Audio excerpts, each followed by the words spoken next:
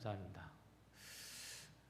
너무 오랜만에 저희와 함께 일이 이사 와가지고 처음 저희와 함께 예배하신 분들이 있으셔서 너무 감사합니다. 누구신지 본인들은 아실 거예요. 감사합니다. 너무 감사합니다. 말씀 함께 나누도록 하겠습니다. 오늘도 45분짜리 설교와 1시간짜리 설교가 있습니다. 둘 중에 하나를 택하시면 되겠습니다. 1시간짜리요?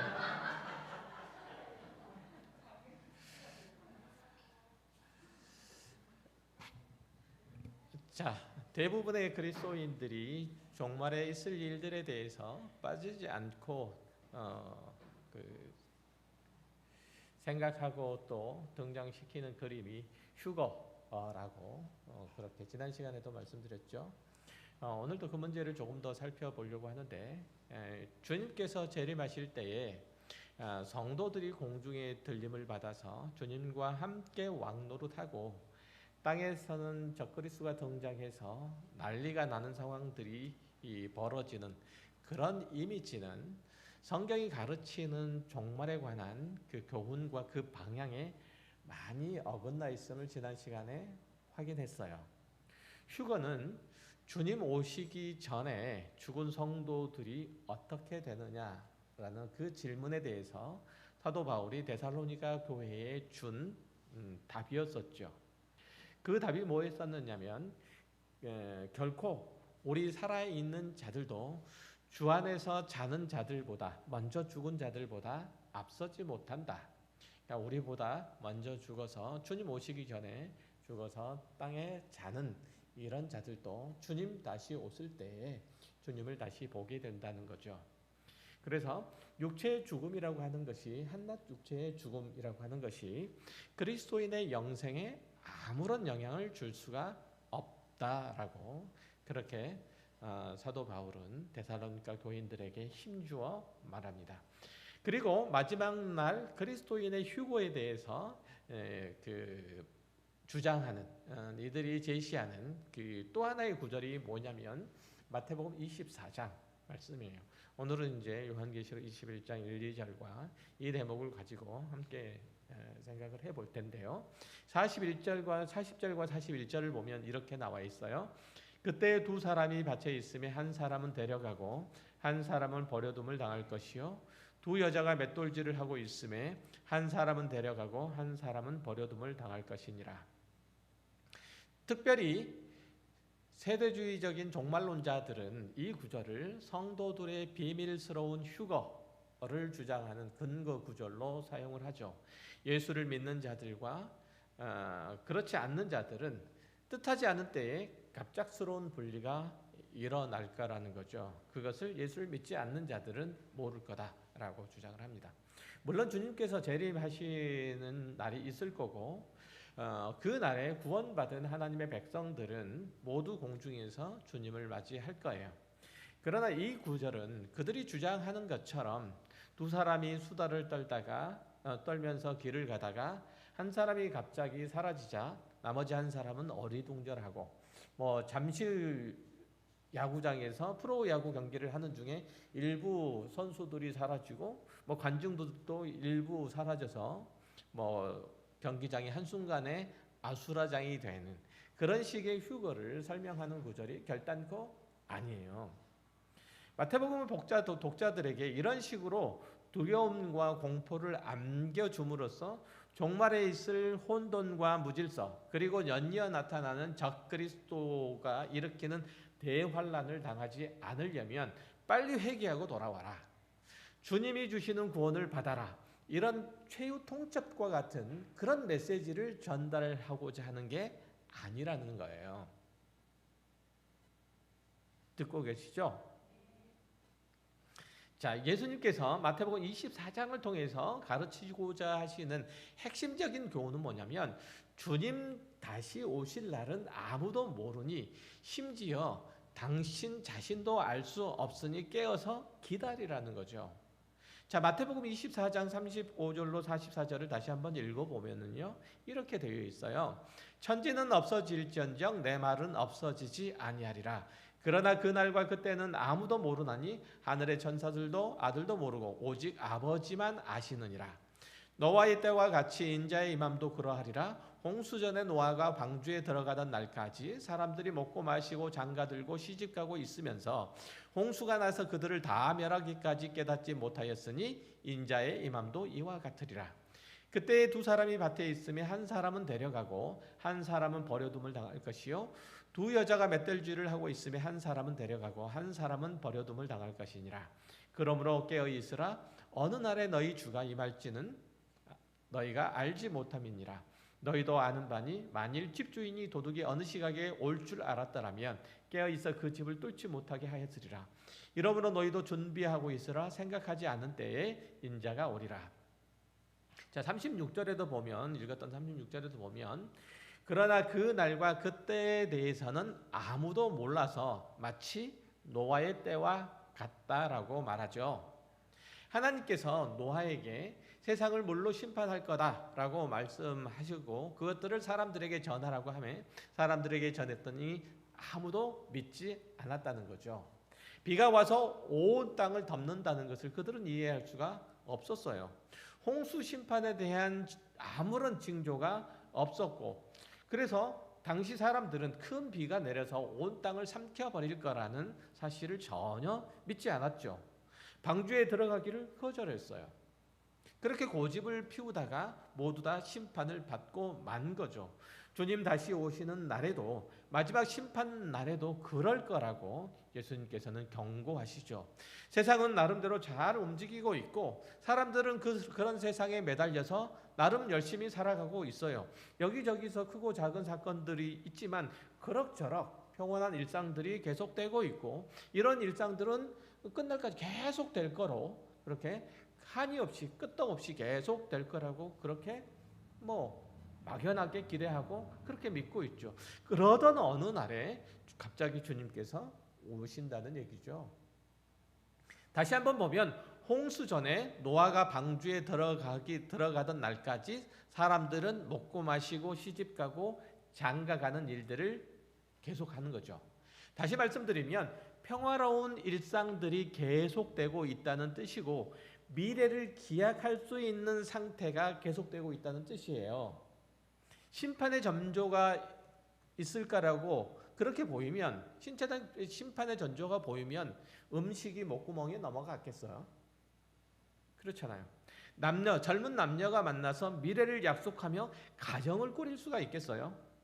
내일 지구 종말임을 안다면 밭에서 일을 하고 맷돌을 돌려서 곡식을 빻는 일들이 있을 수 있겠어요? 절대로 그럴 수 없지요. 예기치 않는 때에 세상이 끝나고 하나님의 심판이 시행되고 그리스도의 생명책에 기록되지 못한 자들은 결국은 멸망으로 마무리될 거라는 그런 설명인데 그것을 이렇게 설명하고 있는 거죠. 평안한 일상들이 계속되는 가운데 주님께서 이 땅에 오신다는 얘기예요. 그 설명이에요. 그렇죠? 이해되세요? 그러니까 말씀드렸던 것처럼 밭을 간다는 것, 그건 1년을 본다는 얘기도 해요. 최소한 1년을 바라본다는 뜻이잖아요. 그렇죠? 1년을 바라본다는 뜻이에요. 결혼을 하고 가정을 꾸린다는 것도 역시 마찬가지죠. 미래를 기약할 수 없는 젊은이들이 어떻게 가정을 꾸려요? 그렇죠? 그 얘기인 거죠. 자, 그러나 세대주의자 종말론자들은 이 마지막 날의 징조가 있고 그 날이 언제인지 알 수 있고 대비해야 된다고 주장을 해요. 그러니까 성경이 얘기하는 바와 얼마나 많이 달라요. 마지막 날이 가까웠다는 표징들을 그래서 그들은 찾기에 바쁘죠. 이렇듯 예수님의 공중 재림과 비밀스러운 휴거를 믿는 신앙의 가장 큰 문제는 뭐냐면 하나님의 심판이 그의 거룩하심에 따라서 세상을 정결하게 하고 그의 의로우신 뜻을 따라서 다시 세우는 것으로 이해하는 것보다는 믿는 자는 마지막 7년 대환란을 면하고 안 믿는 자는 모든 재난과 고통을 감수할 수밖에 없다고 주장하는 바, 그 부분이에요.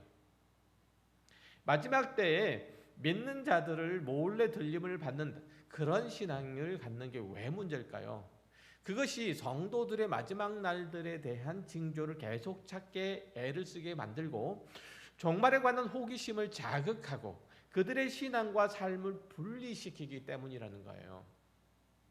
게다가 자기들에게 속하며 마지막 때에 그리 적그리스도의 징조를 구분하지 못하는 자, 휴거를 준비하지 않는 자들은 다 닥쳤던 개가 지붕을 쳐다보는 그런 식이 될 거라고 성경의 구원론은 상당 부분 위협하는 것이기 때문에 이게 문제인 거죠. 그러니까 휴거를 준비하지, 주님의 마지막 날을 이런 식으로 올 건데 그렇게 합당하게 준비하지 못하는 자들은 다 탈락되고 말 거라는 그런 이해를 갖도록 만드는 것. 그렇죠? 요즘 얘기하는 일루미나티나 이들이 활동하는 그런 일들에 동조하거나 그런 일들을 분별하지 못하는 것, 이런 이들은 전부 다 하나님의 구원에서 이탈될 거다. 이렇게 이해하고 이렇게 설명하는 것들도 마찬가지예요. 이건 성경이 가르치고 있는 하나님의 마지막에 심판을 행하시는 목적과 성도가 그 종말을 준비하게 하는 자세를 왜곡하고 흔들죠. 이게 굉장히 문제예요. 종말에 대한 성도들의 시선을 자꾸만 다른 데로 돌리게 하는 게 문제라는 거예요. 데살로니가전서 5장 1절 이하의 말씀을 볼게요. 조금 길지만 10절까지 읽어보겠습니다. 형제들아, 때와 시기에 관하여는 너희에게 쓸 것이 없음은 주의 날이 밤에 도둑같이 이를 줄을 너희 자신이 자세히 알기 때문이라. 그들이 평안하다 안전하다 할 그때에 임신한 여자에게 해산의 고통이 이름과 같이 멸망이 갑자기 그들에게 이르르니 결코 피하지 못하리라. 형제들아, 너희는 어둠에 있지 아니하며 그날이 도둑같이 너희에게 임하지 못하리니 너희는 다 빛의 아들들이요 낮의 아들이라. 우리가 밤이나 어둠에 속하지 아니하나니 그러므로 우리는 다른 이들과 같이 자지 말고 오직 깨어 정신을 차릴지라. 자는 자들은 밤에 자고 취하는 자들은 밤에 취하되 우리는 낮에 속하였으니 정신을 차리고 믿음과 사랑의 호심경을 붙이고 구원의 소망의 투구를 쓰자. 하나님이 우리를 세우심은 노하심에 이르게 하심이 아니요 오직 우리 주 예수 그리스도로 말미암아 구원을 받게 하심이라. 예수께서 우리를 위하여 죽으사 우리로 하여금 깨어 있든지 자든지 자기와 함께 살게 하려 하셨느니라. 자, 여기 보는 바와 같이 진리를 알지 못하고 어둠 가운데 있는 믿지 않는 자들에게는 주님의 파루시아가 마치 도둑이 임한 것과 같다라고 얘기하죠.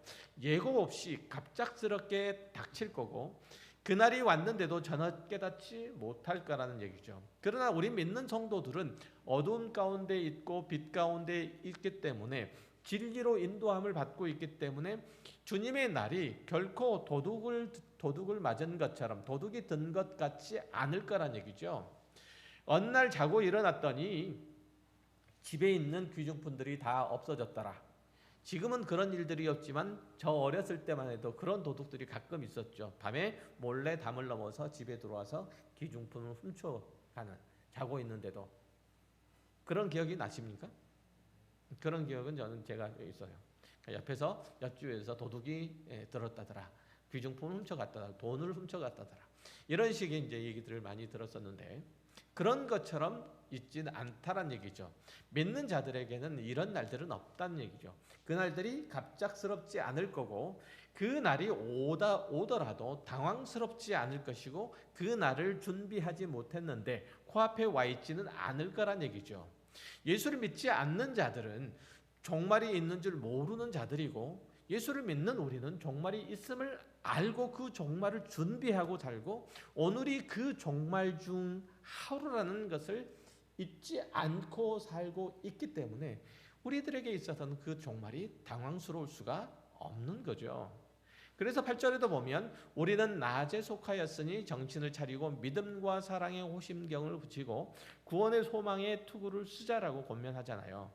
그러니까 하늘의 소망을 두고 살고 하나님께 대한 믿음을 지키고 그리스도에 대한 식지 않는 사랑을 가지며 그분 안에서 그분과 교제하며 살라는 거죠. 이게 뭐라고요? 종말을 준비하는, 제대로 준비하는 자들의 태도와 자세라는 거예요. 다른 게 아니고.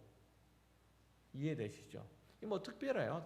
종말을 준비하는 그리스도인의 자세가 특별해요. 그렇지 않죠. 그리스도인으로 성실하게 살라는 거죠. 10절을 다시 보면 예수께서 우리를 위하여 죽으사 우리로 하여금 깨어있든지 자든지 자기와 함께 살려 하셨느니라.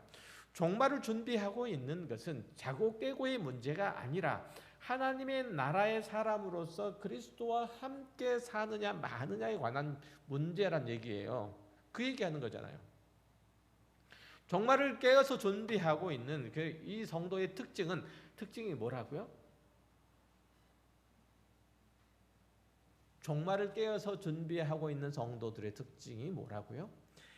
하나님의 거룩함으로 채워지는 거라. 이렇게 얘기하는 거예요. 너무 싱거우세요? 우리 곡괭이 들고 다 야산으로 가서 굴을 파고 거기에 한 10m 아래 큰 저장고를 모으고 그렇게 이제 아래서 주님 오실 때까지 살까요? 아니면 산속에 들어가서 기도원을 짓고 거기서 주님 오실 때까지 계속 집회를 하고 먹고 마시고 거기서 함께 집단 생활할까요? 이게 종말을 준비하는 자세라고요? 그렇다고요? 그렇지 않다고요. 그렇죠? 하나님의 거룩으로 채워지는 것이 종말을 준비하는 자의 올바른 태도요 자세라고 해요. 하나님의 성품을 담고 하나님의 구원 목적에 순종하고 하나님의 창조의 완성을 향해서 나아가고 하나님의 통치를 드러내며 사는 게 종말을 준비하는 태도라는 얘기죠. 그가 지금 어떻든 간에 종말이 올 것 같은지 안 올 것 같든지 상관없이 하나님의 말씀에 순종하여 살아가는 것, 이게 종말을 준비하는 태도란 얘기예요. 사람들이 알아줄 것이다, 인정해 줄 것이다, 칭찬해 줄 것이다 이렇게 생각하지 않고 오직 하나님의 생명과 은혜와 복들을 나눔으로써 하나님의 영광을 드러내는 삶을 최고의 가치 있는 일들이고 가장 복된 일도 여기기 때문에 그들을 낮에 속했다라고 성경은 얘기를 하고 있는 거예요. 그들이 그런 식의 종말을 준비하는 것이 올바른 거라 그렇게 말하고 있는 거죠.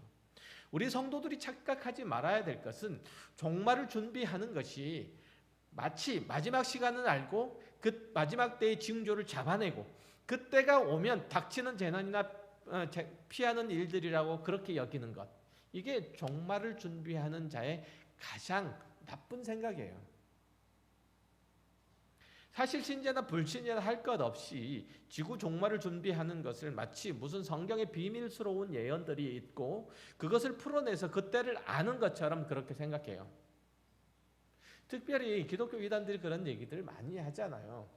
그렇지 않다는 거죠. 20년 전쯤에 나온 다빈치 코드라는 소설이 있었어요. 그게 아마 영화로도 찍힌 걸로 알고 있는데 그 소설도 다 그런 종말에 대한 호기심을 가지고 있는 사람들을 자극시키는 책의 내용들이잖아요.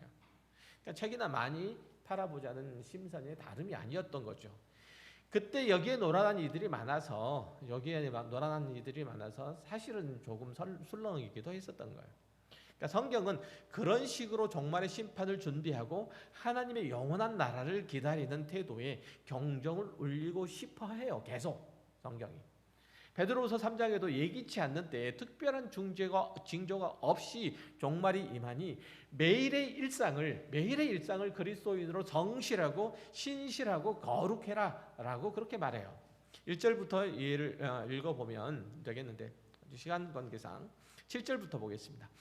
이제 하늘과 땅은 그 동일한 말씀으로 불사르기 위하여 보호하신 바 되어 경건하지 아니한 사람들의 심판과 멸망의 날까지 보존하여 두신 것이니라. 사랑하는 자들아, 주께는 하루가 천년 같고 천년이 하루 같다는 이 한 가지를 잊지 말라. 주의 약속은 어떤 이들이 더디다고 생각하는 것 같이 더디는 것이 아니라 오직 주께서는 너희를 대하여 오래 참으사 아무도 멸망하지 아니하고 다 회개하기를 이르시기를 원하시느니라. 그러나 주의 날이 도둑같이 오리니 그 날에는 하늘이 큰 소리로 떠나가고 물질이 뜨거운 불에 풀어지고 땅과 그 중에 있는 모든 일이 드러나리로다. 이 모든 것이 이렇게 풀어지리니 너희가 어떠한 사람이 되어야 마땅하냐. 거룩한 행실과 경건함으로 하나님의 날이 임하기를 바라보고 간절히 사모하라. 그 날에 하늘이 불에 타서 불어지고 물질이 뜨거운 불에 녹아지려니와 우리는 그의 약속대로 의가 있는 곳인 새 하늘과 새 땅을 바라보도다.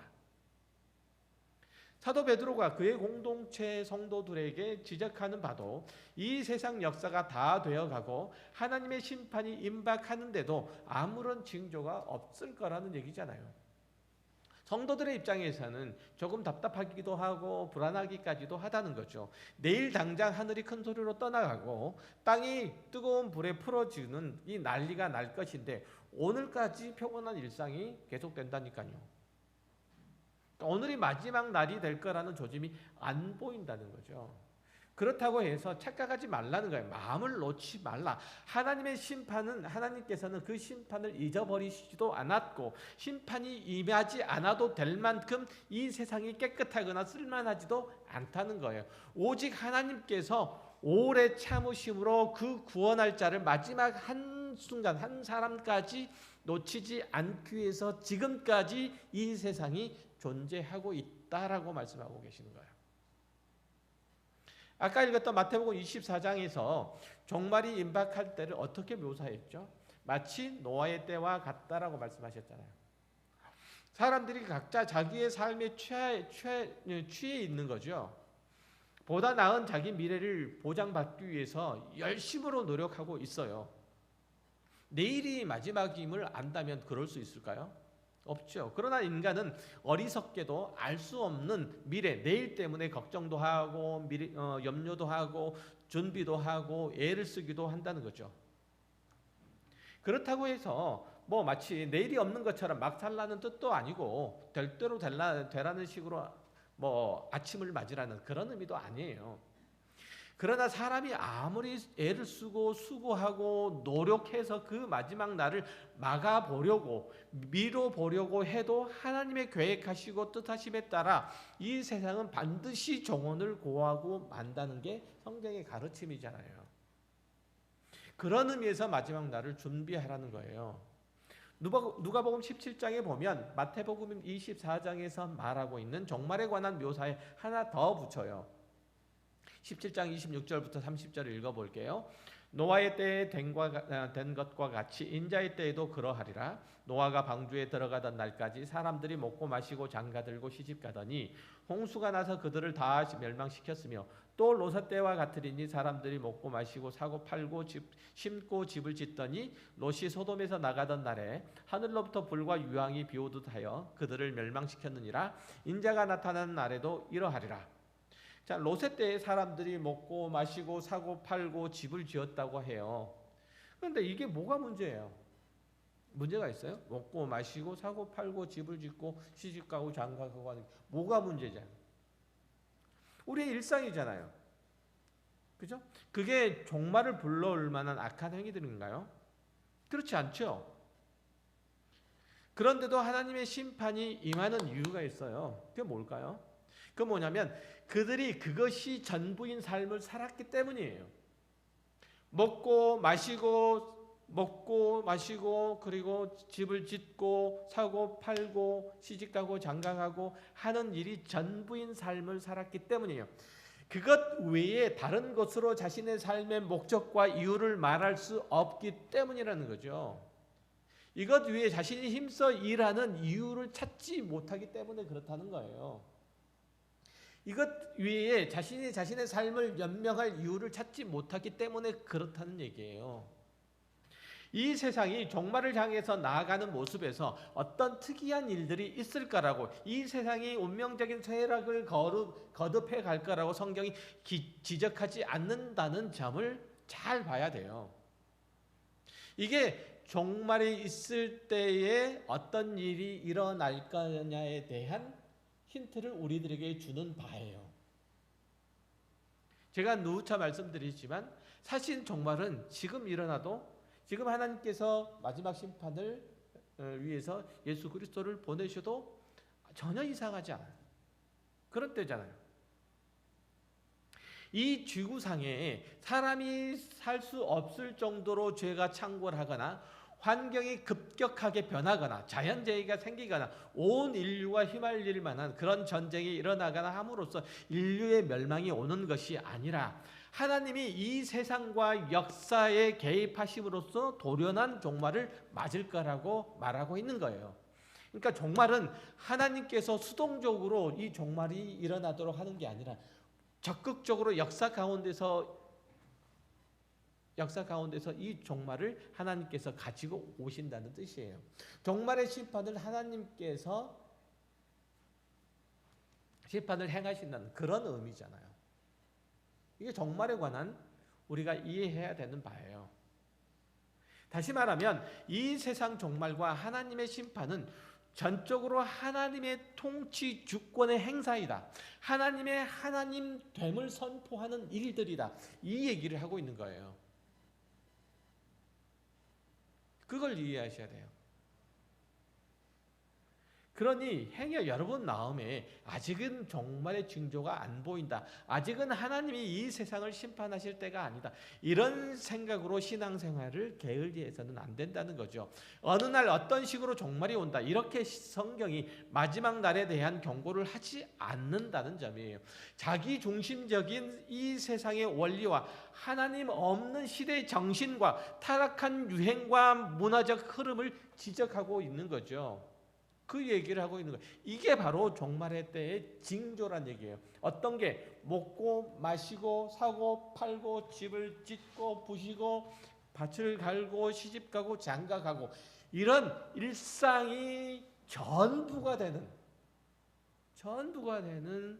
사람들에게 종말은 올 수밖에 없다. 예기치 않을 때 올 수밖에 없고 그것이 엄혹하게 올 수밖에 없다라고 얘기를 하고 있어요.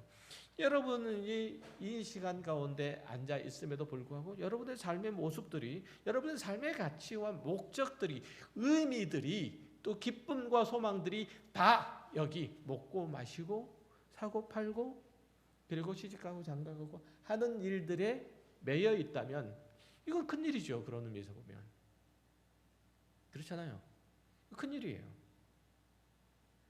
마지막 날에 하늘이 불에 타서 엎어지고 물질이 뜨거운 불에 녹아질 때 이 세상에 제약된 원리와 오염된 시대 정신들도 다 타서 없어질 것이고 거기에 목을 메고 살아가던 사람들도 그것들과 함께 다 사라질 거란 얘기죠.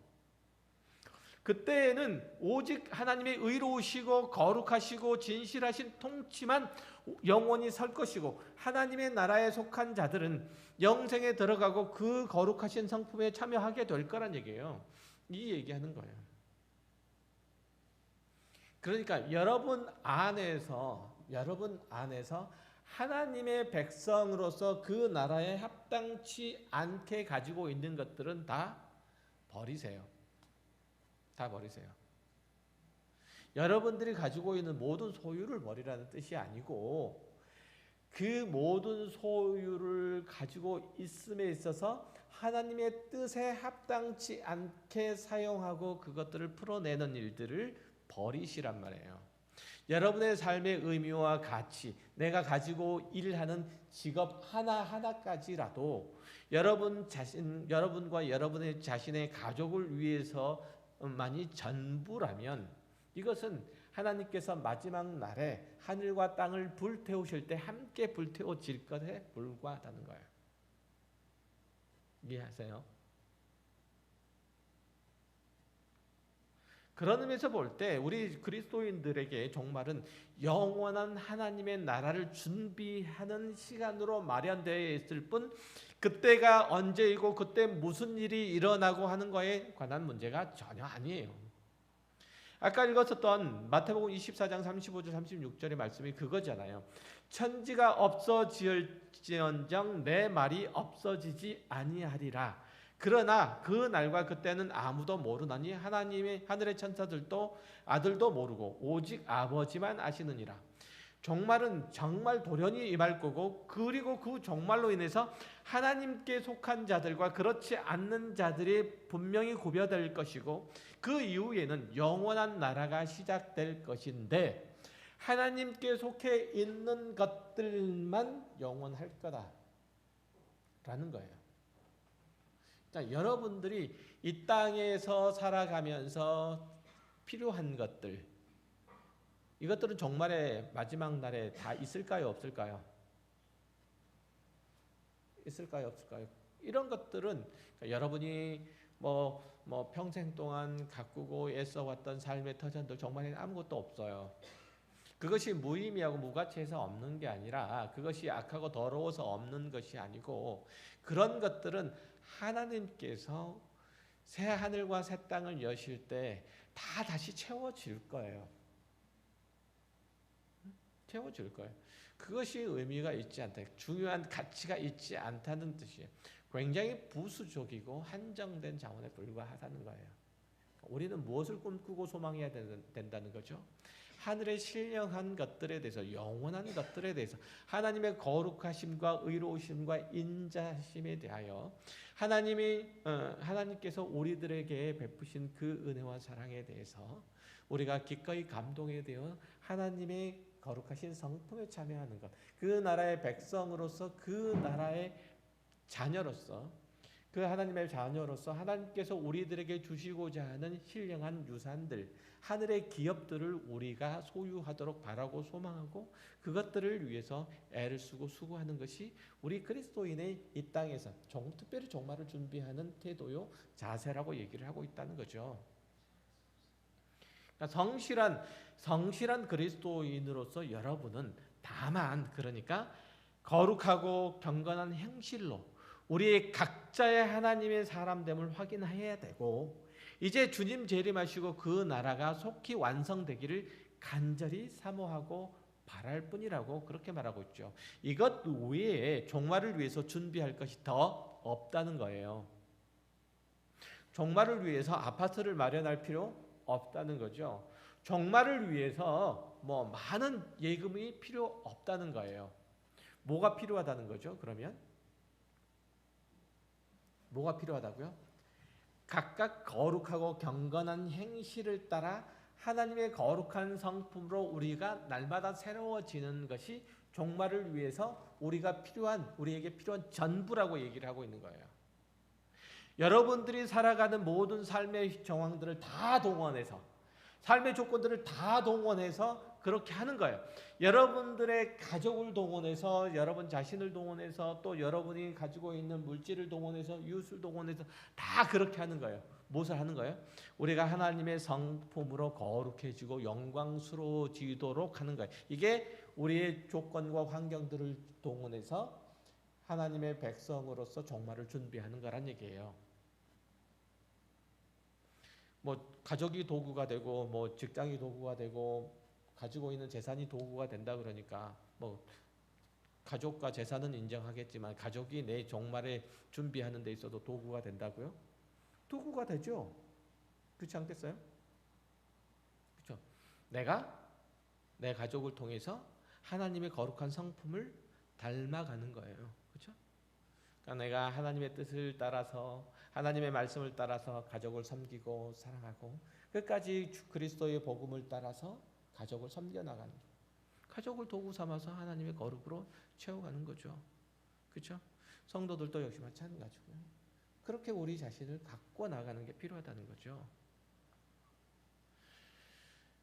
언제 주님께서 어디로 임하실 거니까 그리로 가보자, 이런 선동에 부안해동하지 않아야 된다는 뜻이에요.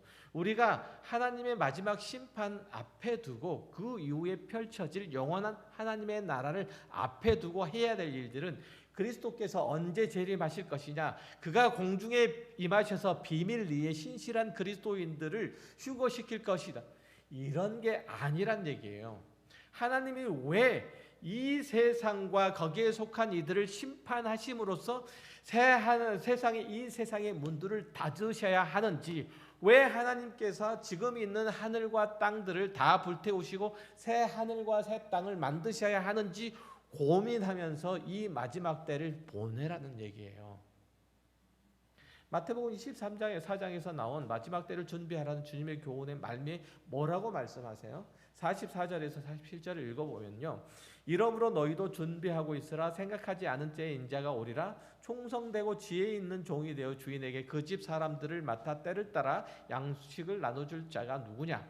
주인이 올 때 그 종이 이렇게 하는 것을 보면 그 종이 복이 있으리로다. 내가 진실로 너희에게 이르노니 주인이 그의 모든 소유를 그에게 맡기리라.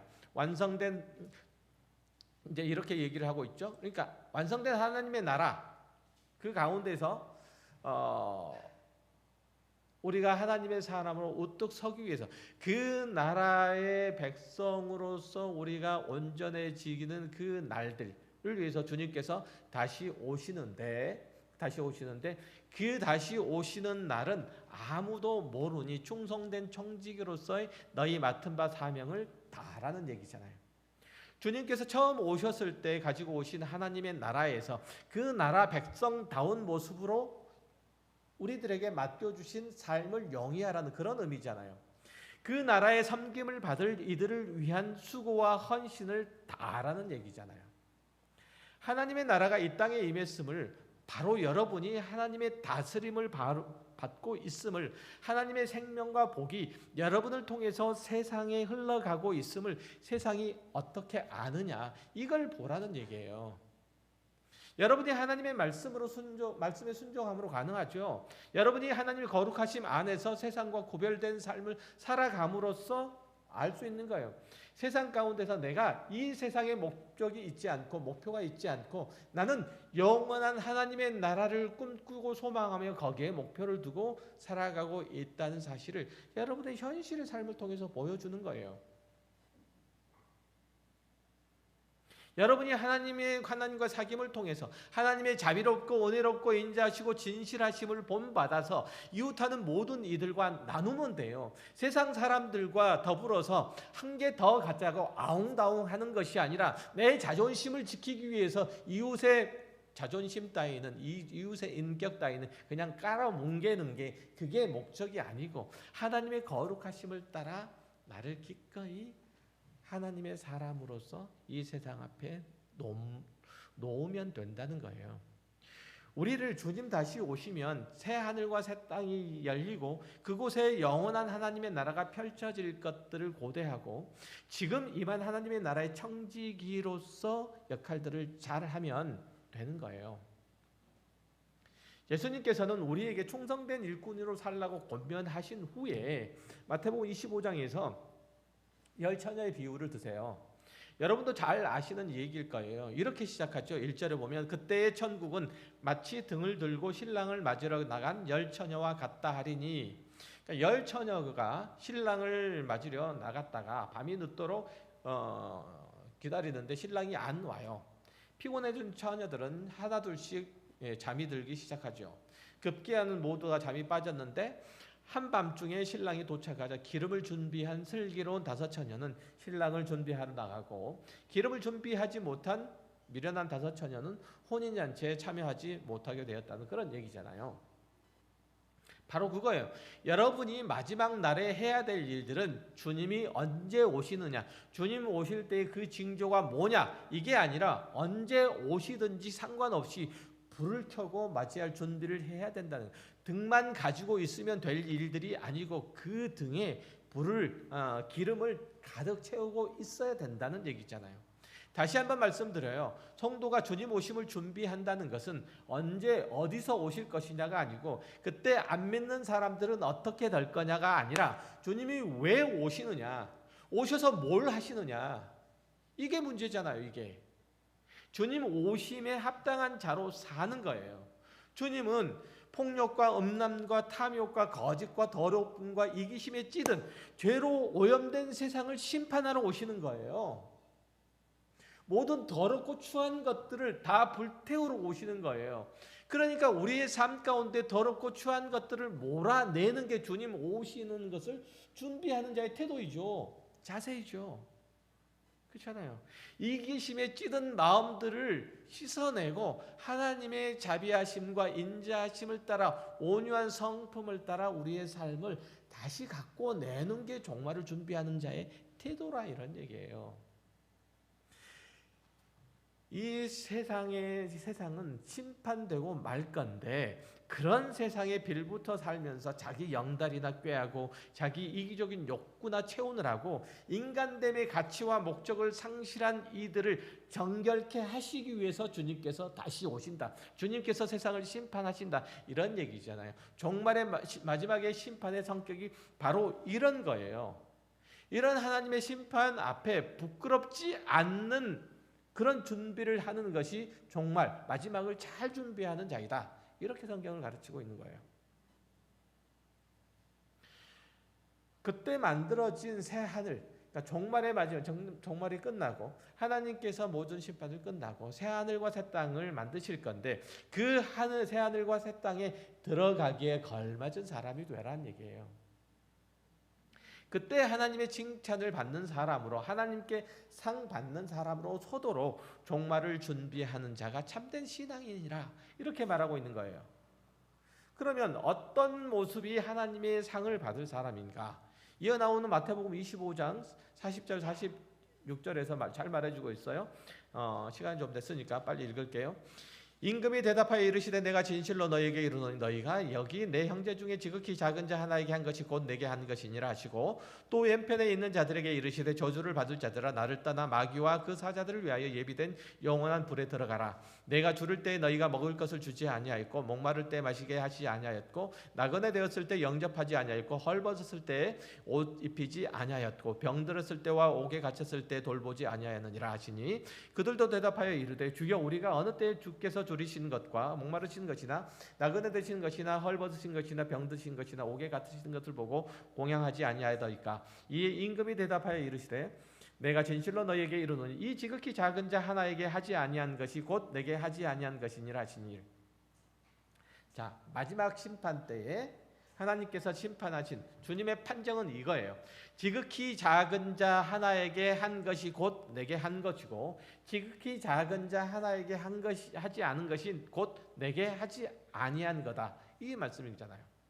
여기서 지극히 작은 자는 누구예요? 이 땅에서 재난을 겪은 자들이고 가난한 자들이고 소외된 자들이고 병든 자들이고 죄의 노예가 되어서 거기에 허덕이는 사람들, 이 땅에 있는 모든 약한 자들을 가리키는 거예요. 그러니까 이 세상 사람들의 이해관계들 속에서는 가난한 자나 병든 자나 소외된 자나 갇힌 자나 이런 자들을 대접받지 못하죠. 세상 사람들의 가치 속에서는 이들은 주목받지 못해요. 세상 사람들의 삶의 원리 속에서는 이들이 존중받지 못하죠.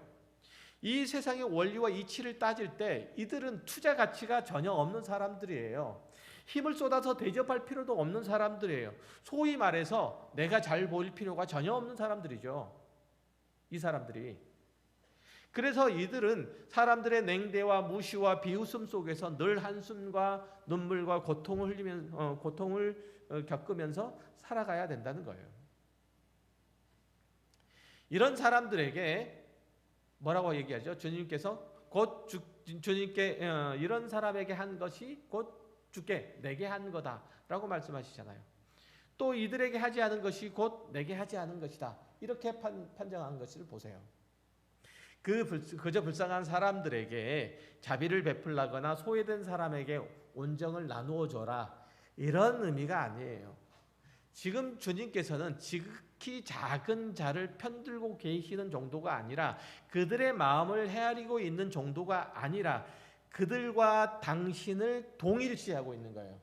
지극히 작은 자에게 한 것이 나에게 한 거다라는 얘기는 지극히 작은 자가 나다 이런 얘기예요. 이해되세요?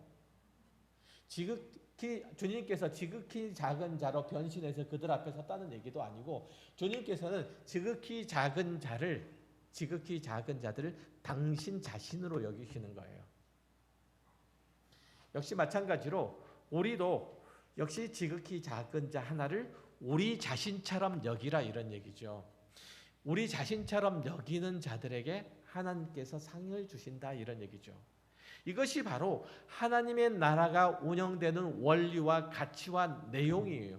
이것들을 따라서 자기의 삶과 시간들을 채우라는 얘기예요. 여러분의 존재의 본질이 하나님스러워지라는 얘기예요. 이렇게 여러분 각자를 하나님을 닮은 모습이 되도록 하나님 앞에 엎드려 그 은혜를 구하는 것보다 하나님이 주신 말씀으로 매일을 훈련하는 것보다 더 훌륭하게, 더 멋지게, 더 긴박감 넘치게 주님 오심을 준비할 수 있는 방법이 있을까요? 없다는 거죠. 깨어서 치열하게 종말을 준비하는 그 길이 있을까요? 없다는 거예요. 만약에 여러분이 이 세상에서 재난당한 자들을 주님의 마음으로, 재난당한 당사자의 마음으로 살피는 생활들을 한다면 주님 오심이 도둑처럼 임할 수 없다는 거죠. 이거는 이미 주님의 나라가 임한 자로 그는 살아가고 있기 때문에 그래요. 이런 사람들은 주님의 나라가 임한 사람으로 살아가고 있는, 주님 나라에서 살고 있는 거예요. 보세요. 내가 하나님의 백성, 하나님의 자녀로서 이 땅을 살아가요. 이건 주님의 나라를 살아가고 있는 거잖아요. 주님께서 다시 오시든 안 오시든 그게 무슨 상관이에요? 그런 의미에서 볼 때. 그렇죠? 어떤 차이가 있어요? 아무런 차이가 없는 거예요. 그렇잖아요. 오늘을 사는 성도들은 왜 주님이 더디 오시냐? 이 땅이 죄로 어두워지고 있고 악인들이 득세하는데 왜 하나님께서는 모른 채 하시느냐? 우리 그리스도인들은 새 사회의 중심에서 점점 밀려나는데 왜 하나님께서 악인들이 득세하도록 그냥 가만히 내버려 두고 보시느냐? 이렇게 볼멘 소리를 할 게 아니라 그 가운데서, 이 세상 가운데서, 썩어져 가는 세상 가운데서 하나님의 나라를 살아가라는 거예요. 뿐만 아니라 주님께서 다시 오시지 않는 것도, 아직 오시지 않는 것도, 아직 구원 얻을 자, 아직 구원을 얻을 하나님의 백성, 그 영혼이 있기 때문이고, 죄인을 심판하시는 것보다 그들을 회개해서 주님의 백성으로 삼으시길 기뻐하시기 때문이고, 또한 그의 백성들을 하나님의 거룩한 자녀로 완성시켜 영광 중에 영접하기를 기뻐하시기 때문에 그런 줄 아셔야 하는 거예요. 그래서 우리 그리스도인은 나태할 수 없죠. 어리석을 수 없고 그저 졸고만 있을 수가 없어요. 우리는 겸손하고 건신하고 깨어서 주님의 나라가 오심을 기대하며, 아니 주님의 나라를 이루고 살아가야 돼요. 이미 주님께서는 이 땅에 처음 오실 때 하나님의 나라를 가지고 오셨잖아요. 하나님의 통치를 가지고 오셨잖아요. 하나님의 통치를 우리 안에 심어 놓으셨잖아요. 우리는 그 하나님의 주권적인 통치에 순종하고 살아가고 있잖아요. 그게 하나님의 나라지 뭐. 주님께서 다시 오셔서 세우는 그 나라가 지금 우리가 살아가고 있고 지금 우리가 순종하고 있는 그 하나님의 통치가, 하나님의 주권이 완전해지는 것에 불과해요. 확대되고 완전해지는 것. 더 이상 아무것도 없어요.